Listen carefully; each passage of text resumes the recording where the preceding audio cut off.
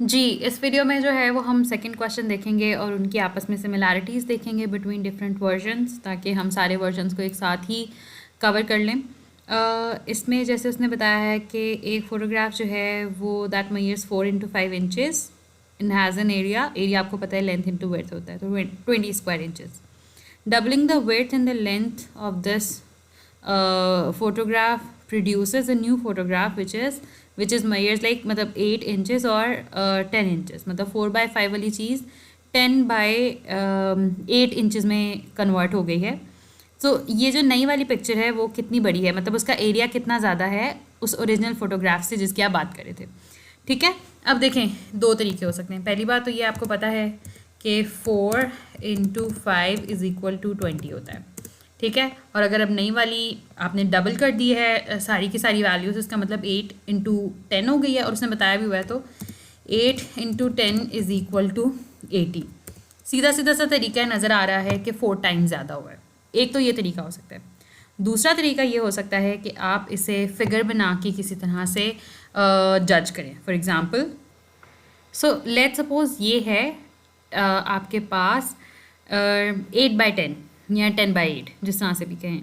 अब इसमें अगर आपने 4/5 के सेट करने हो स्क्वायर्स, तो ये देखें, ये एक स्क्वायर है जो कि 4/5 का है, एक इधर आ जाएगा और ऐसे डबल करके नीचे आ जाएंगे। मतलब जब आप एरिया को जब आप बेसिकली पैरामीटर्स को डबल कर रहे हो तो एरिया आपका क्या हो रहा है, 4 टाइम्स ज़्यादा हो रहा है। अब डबल करने से 4 टाइम्स ज़्यादा कैसे हो रहा है? इस तरह से हो रहा है क्योंकि एरिया जो होता है that is square of a value. तो जब बाकी सारी चीज़ें स्क्वायर हो रही हैं, उसका यूनिट स्क्वायर हो रहा है, तो उसके साथ साथ क्या हो रहा होता है कि आप उसे जिस चीज़ से मल्टीप्लाई कर रहे हो वो भी खुद ही जो है ना वो स्क्वायर हो जाती है। फॉर एग्ज़ाम्पल, यहीं पे अगर हम देखें तो हम ये भी कह सकते थे कि आपने दोनों की वैल्यू का क्या किया है, डबल किया है। मतलब 2 into 4, 2 times multiply by 2 into 5।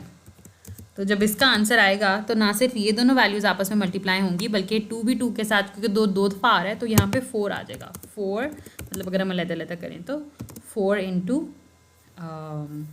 20, क्योंकि 2 2s are 4, और इस तरह किस तरह का फ़र्क पड़ा, 4 का फ़र्क पड़ा, जो कि इट लुक्स लाइक कि डबल होना चाहिए बट 4 टाइम्स हो रहा होता है। ठीक हो गया।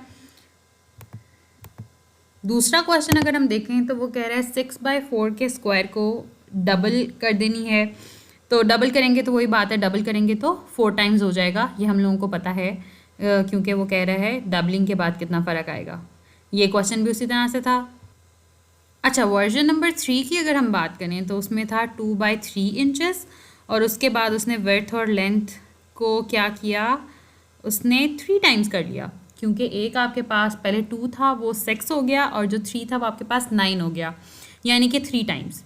फिर वही सिंपल सा तरीका है कि 2/3 अगर 6 होता है तो आप वैसे करके देख लें, 6 इंटू जो आपके पास 9 है दैट इज़ इक्वल टू 54, और 54 is actually 9 times of your original value that was which was 6। ठीक है, इसका मतलब है 9 टाइम्स डिफरेंस पड़ा है। और फिर वही बात है कि अगर 3 गुना हुआ है तो 3 गुना का क्या मतलब है, 3 मल्टीप्लाई बाय 2।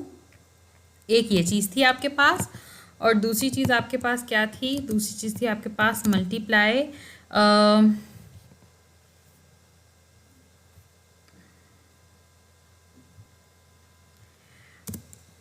3 multiply by 3।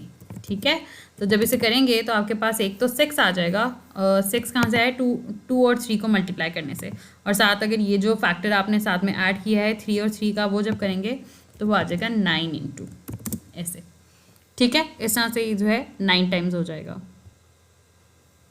यहाँ पे भी वो कह रहा है कि आपने वैल्यू 2 6 कर दी है और 1 3 कर दी है, दैट मीन्स 3 टाइम्स, मतलब जो आखिर में एरिया को फ़र्क पड़ेगा दैट विल बी 9 टाइम्स। ये वाला अगर क्वेश्चन देखें तो 18 मल्टीप्लाई बाय 10, और दूसरी तरफ है 36 मल्टीप्लाई बाय 20, दैट मीन्स 2 का डिफरेंस, मतलब डबल हो गई है वैल्यू, अगर डबल हो गई है इसका क्या मतलब है, डबल हो गया है इसका मतलब है 4 टाइम्स हो जाएगा एरिया। अब this is another question, the nature of the question is slightly changed.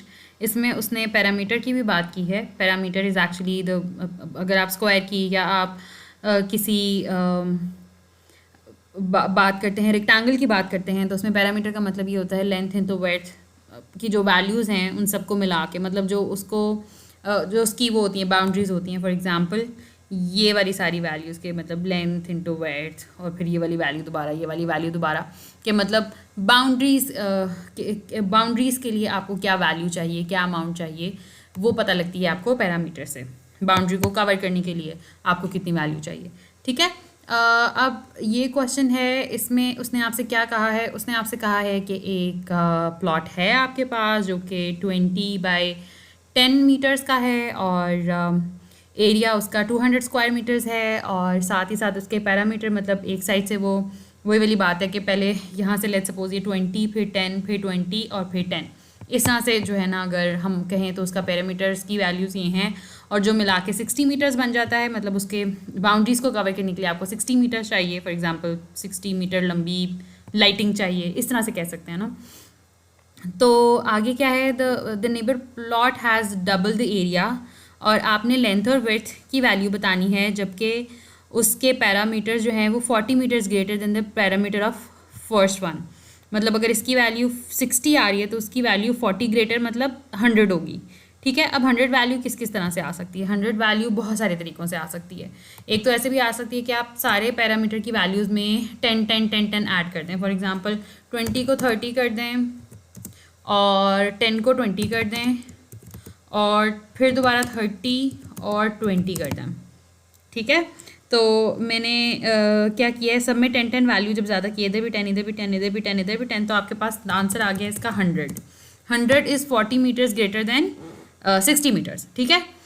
इससे ये शर्त तो पूरी हो रही है कि वो 40 मीटर्स वैल्यू बड़ी है। अब नेक्स्ट चीज़ क्या है, नेक्स्ट चीज़ ये है कि हाँ उसका जो एरिया है दैट इज़ डबल।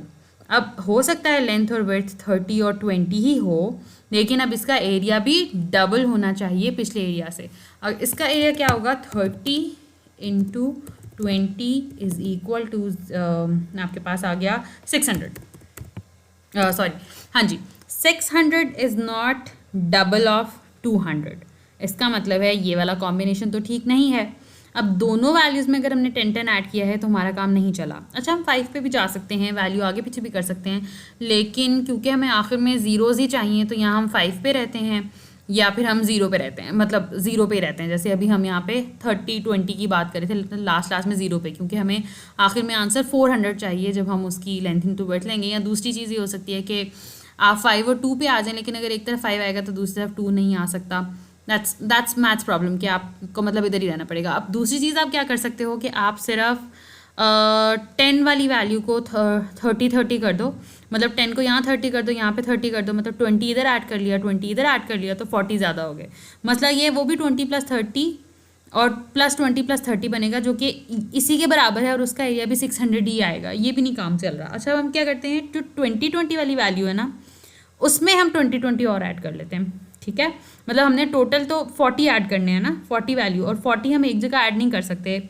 सिर्फ उसकी रीज़न क्या है, उसकी रीज़न ये है कि अगर सिर्फ एक वैल्यू में करेंगे तो फिर वो स्क्वायर कैसे रहेगा, कि मतलब अब ऐसे तो नहीं हो सकता कि एक साइड की लंबाई और दूसरी साइड की लंबाई और हो, तो वो फिर हमारे पास वो शेप ही नहीं बनेगी। अच्छा अब हम क्या करते हैं, हम कर लेते हैं 40 प्लस 10 ही रहने देते हैं, प्लस 40 और प्लस 10। ये मतलब मैंने यहाँ पे 20 20 वैल्यू जब ज़्यादा की तो इसकी वैल्यू भी क्या आ गई, दोबारा इसकी वैल्यू 50 ही आ गई। और अब देखते हैं 40 multiplied by 10 is equal to 400. Now that is a combination that we wanted, कि आपके पास जो है वो आपके पास ये 2 × 50 आना था बेसिकली, यहाँ पे 2 × 50 आपके पास जो यहाँ पे एरिया आ रहा है, सॉरी पैरामीटर आ रहा है वो 100 आ रहा है। 100 इज़ 40 मीटर ग्रेटर देन 60, ये चीज़ भी चेक। और नीचे उनका जो एरिया आना चाहिए फिर इन पैरामीटर्स के साथ, that should be double of the previous area जो कि 200 स्क्वायर मीटर था, तो वो उसका डबल है 400 स्क्वायर मीटर। तो इस तरह से आप इस क्वेश्चन को सॉल्व कर सकते हैं। This is the little tricky पहले वालों के मुकाबले में, but that was fun.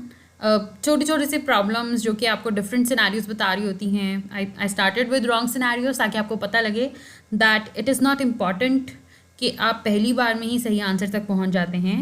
The important thing is कि इवेंचुअली आप सही रास्ते पे या ट्रैक पे निकल पड़ते हैं, और यही चीज़ है जो आपने लॉजिकल थिंकिंग में सीखनी है।